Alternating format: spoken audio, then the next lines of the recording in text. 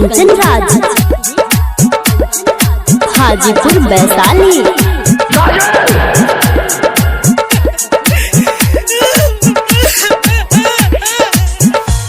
ओही दिन करब हाला जे करबे जाए माला, ओही दिन करब हाला जे करबे जाए माला। दिल दिलावा के तोड़ ले मुहावा के मोड़, हमारा ना कुछ बुझाला। ओही दिन करब हाला जे करबे जाए माला, ओही दिन करब हाला जे करबे जाए माला। दिल दिलावा के तोड़ ले मुहावा के मोड़, हमारा ना कुछ बुझाला। ओही दिन करब हाला जे करबे जाए माला। हम किसी दूसरे की अमानत है। तुम सिर्फ मेरी हो, कंचन राज और किसी की नहीं हो सकती। हम दोनों के हाजीपुर वैशाली। इन हाथों ने सिर्फ हथियार छोड़े हैं, चलाना नहीं भूले।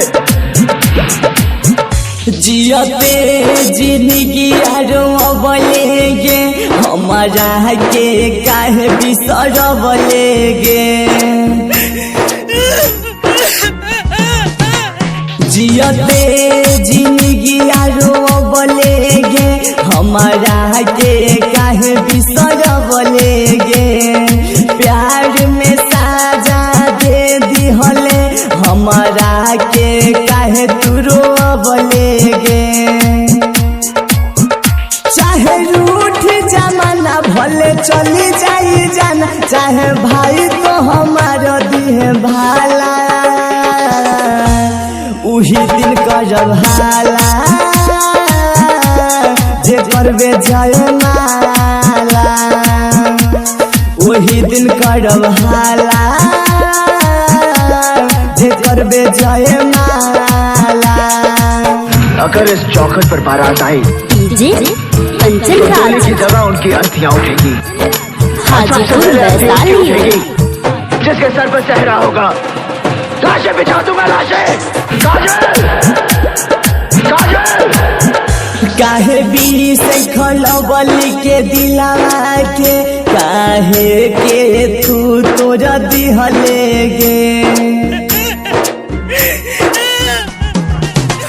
काहे बीड़ी से खलबली के दिलावा के, काहे के तू तोरा दिहलेगे। प्यार न पूरा भइल हमरो, बीच रहिया में काहे छोड़ दिहलेगे।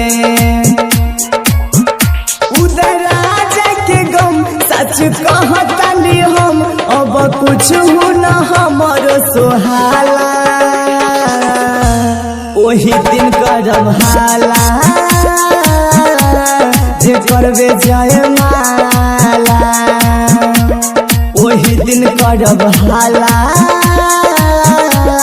जे करबे जाए माला। Mix by Aparna recording studio, Desari Bazar, Vaishali.